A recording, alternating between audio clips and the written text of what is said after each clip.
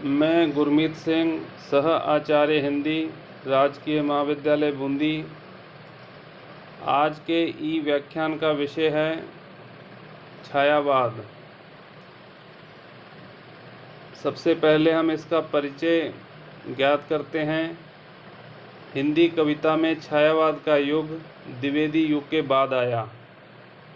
द्विवेदी युग की कविता नीरस, उपदेशात्मक और इतिवृत्तात्मक थी।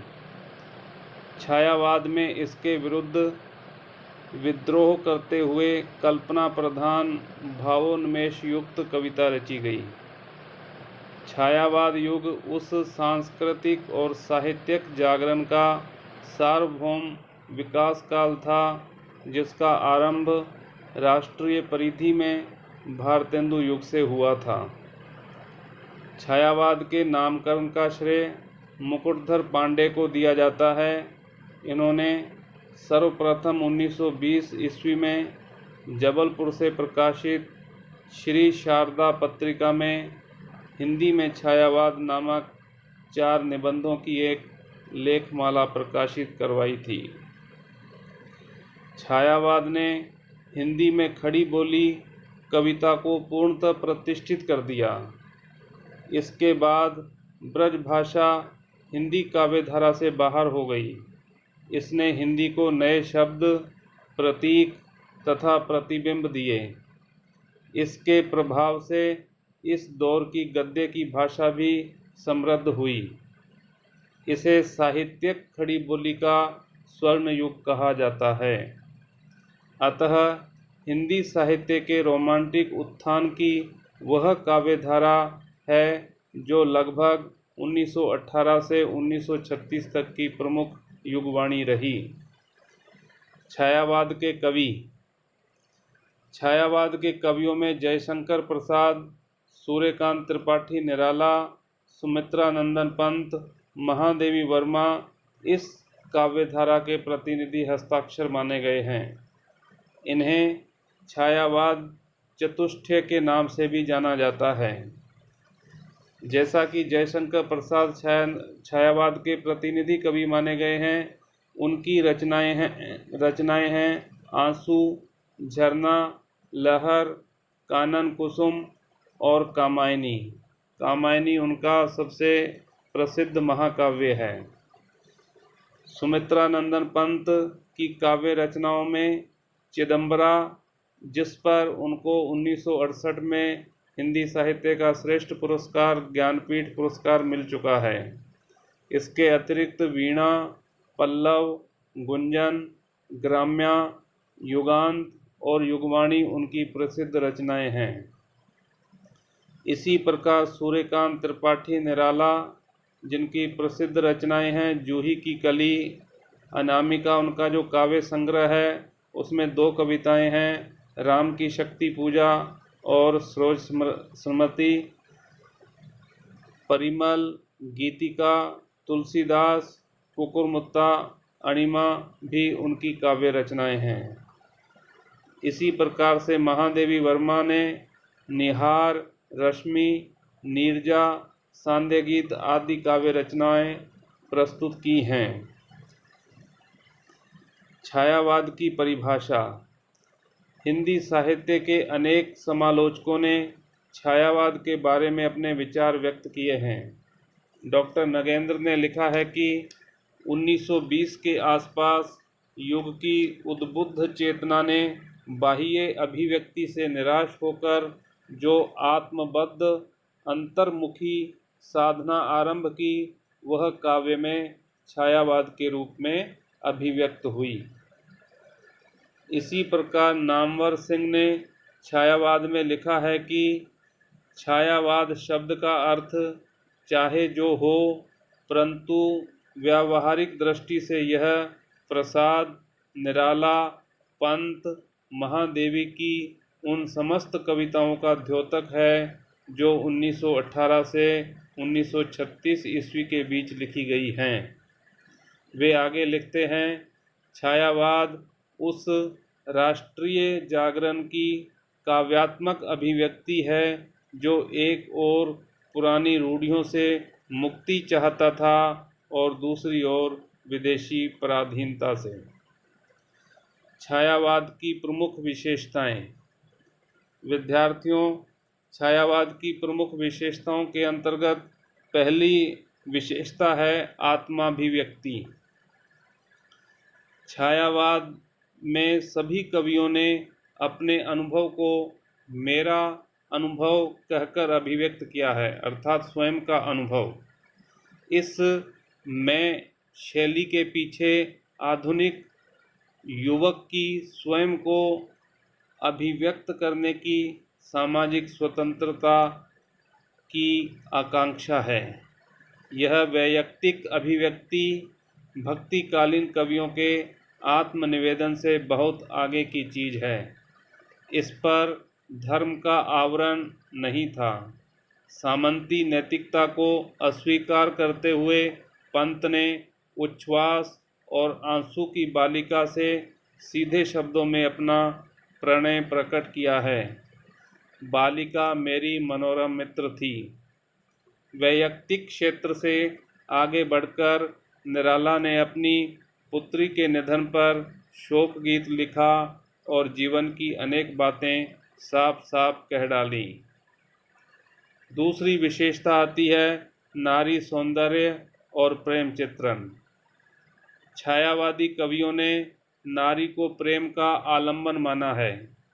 उन्होंने नारी को प्रेयसी के रूप में ग्रहण किया, जो यौवन और हृदय की संपूर्ण भावनाओं से परिपूर्ण है, जिसमें धरती का सौंदर्य और स्वर्ग की काल्पनिक सुषमा समन्वित है। कामायनी में प्रसाद ने श्रद्धा के चित्रण में जादू भर दिया है।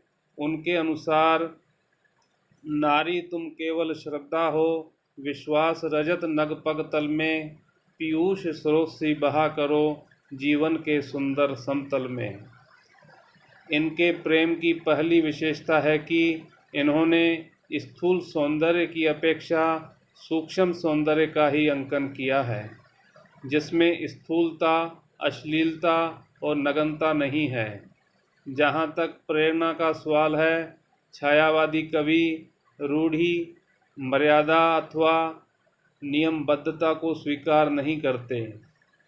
निराला केवल प्राणों के अपनत्व के आधार पर सब कुछ भिन्न होने पर भी अपनी प्रेयसी को अपनाने के लिए तैयार है। वह कहते हैं, बमहन का लड़का मैं उसको प्यार करता हूँ, जाति की कहारिन वह, मेरे घर की पनिहारिन वह, आती है होते तड़का उसके पीछे मैं मरता हूँ।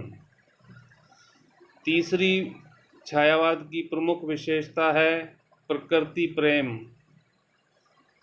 प्रकृति सौंदर्य का सरसतम वर्णन और उससे प्रेम का वर्णन भी छायावादी कवियों की उल्लेखनीय विशेषता है। छायावाद के प्रकृति प्रेम की पहली विशेषता है कि वे प्रकृति के भीतर नारी का रूप देखते हैं, उसकी छवि में किसी प्रेयसी के सौंदर्य वैभव का साक्षात्कार करते हैं, प्रकृति की चाल ढाल में किसी नव यौवना की चेष्टाओं का प्रतिबिंब देखते हैं।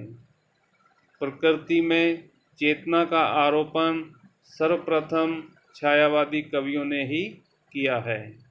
जैसे प्रसाद लिखते हैं, बीती विभावरी जागरी, अंबर पनघट में डुबो रही, ताराघट उषा नागरी, खग कुल कुल सा बोल रहा, किस लय का अंचल डोल रहा, लो वह लतिका भी भर लाई, मधु मुकुल नवल रस गागरी, बीती विभावरी जागरी।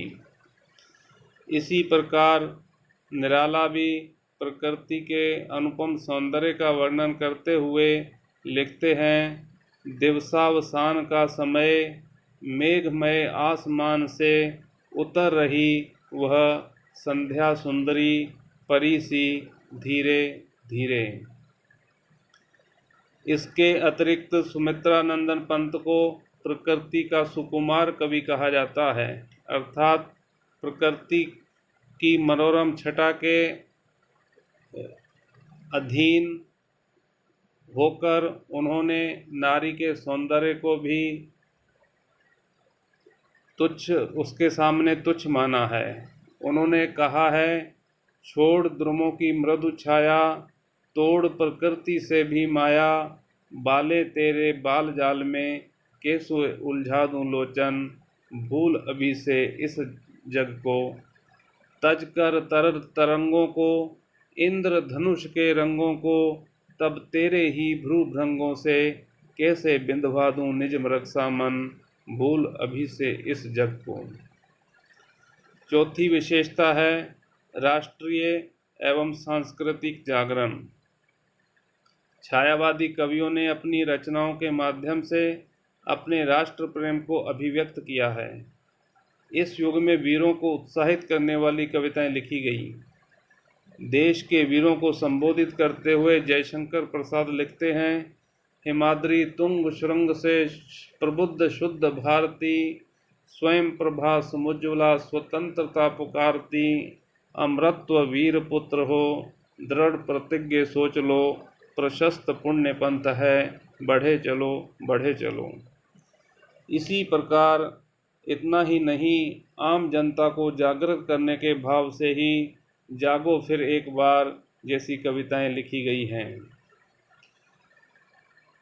आगे इसकी एक और विशेषता सामने आती है जिसको रहस्यवाद के नाम से जाना जाता है। आध्यात्मिक प्रेम भावना या अलौकिक प्रेम भावना का स्वरूप अधिकांश महादेवी जी की कविता में मिलता है। वे अपने को प्रेम के उस स्थान पर बताती हैं जहाँ प्रेमी और उसमें कोई अंतर नहीं, जैसे तुम मुझ में प्रिय फिर परिचय क्या। अलौकिक सत्ता के प्रति आकर्षण, उस अलौकिक सत्ता के प्रति दृढ़ अनुराग, विरहानुभूति और मिलन का मधुर आनंद, ये चार अवस्थाएं रहस्यवाद के अंतर्गत आती हैं।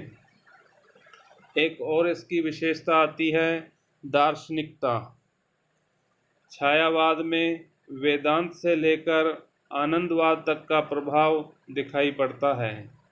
इसमें बौद्ध और गांधी दर्शन की भी झलक मिलती है। धर्म के क्षेत्र में रूढ़ियों एवं बाह्याचारों से मुक्त व्यापक मानव हितवाद की बात कही गई है। जैसे कामायनी में जयशंकर प्रसाद लिखते हैं, औरों को हंसते देखो मनु, हंसो और सुख पाओ, अपने सुख को विस्तृत कर लो, सबको सुखी बनाओ। समाज के क्षेत्र में भी समन्वयवाद इस धारा में देखा जा सकता है, छायावाद में देखा जा सकता है। जैसे ज्ञान दूर कुछ क्रिया भिन्न है, इच्छा पूरी क्यों हो मन की, दोनों मिल एक न हो सके, यही विडंबना है जीवन की। यह कामायनी से लिया गया है जिसको जयशंकर प्रसाद ने लिखा है।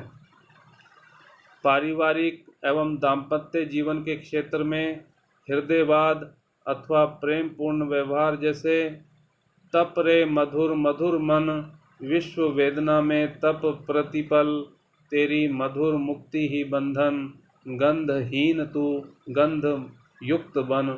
महादेवी वर्मा ने यह गीत लिखा है। इसकी एक और विशेषता सामने आती है छायावाद की, वह है कल्पना की प्रधानता। द्विवेदी योगीन काव्य विषयनिष्ठ, वर्णन प्रधान और स्थूल है, तो छायावादी काव्य व्यक्तिनिष्ठ और कल्पना प्रधान है। द्विवेदी योगीन कविता में सृष्टि की व्यापकता और अनेक रूपता का समावेश किया गया है। उसी प्रकार छायावाद की कविता में मनोजगत की वाणी को प्रकट करने का प्रयत्न है। मनोजगत के सूक्ष्म सत्य को साकार करने के लिए छायावादी कवियों ने उर्वरा कल्पना शक्ति का उपयोग किया है। इन्होंने केवल कल्पना पर भी कई गीत लिखे हैं। इसी प्रकार इसकी अन्य विशेषताओं में आती है शैलीगत प्रवृत्तियाँ, अर्थात कलागत विशेषताएं, जिसमें पहला आता है छायावाद के काव्य में मुक्तक गीति शैली का प्रयोग किया गया है, अर्थात इसके अंतर्गत गीति शैली के सभी तत्व विद्यमान है, जिसमें आता है वैयक्तिकता, भावात्मकता, संगीतात्मकता, संक्षिप्तता, कोमलता छायावादी कवियों के काव्य में मिलते हैं। दूसरी विशेषता है प्रतीकात्मकता। प्रतीकों के द्वारा इन्होंने अपनी अभिव्यक्ति की मार्मिकता में वृद्धि की है। मूर्त को अमूर्त और अमूर्त को मूर्त में चित्रित करने के लिए इन्होंने अनेक प्रयोग किए हैं। इसी प्रकार तीसरी विशेषता आती है शैलीगत विशेषताओं में प्राचीन एवं नवीन अलंकारों का प्रचुर मात्रा में इन कवियों ने प्रयोग किया है, जैसे मानवीकरण, विरोधाभास, विशेषण, विपर्य आदि। नंबर चौथा है कोमलकांत संस्कृत में शब्दावली। छायावाद युग में अधिकांश कवियों ने अपने गीतों में, अपनी रचनाओं में कोमलकांत पदावली का प्रयोग किया है। सारांश रूप में यह कहा जा सकता है कि आधुनिक युग में छायावाद जो काल है वह 1918 से 1936 तक माना गया है। वह एक समृद्ध परंपरा है। इस युग के 4 कवि जो हैं जयशंकर प्रसाद, सुमित्रानंदन पंत, महादेवी वर्मा और सूर्यकांत त्रिपाठी निराला, इन्होंने अपनी रचनाओं में छायावाद को अत्यधिक प्रतिष्ठित किया है।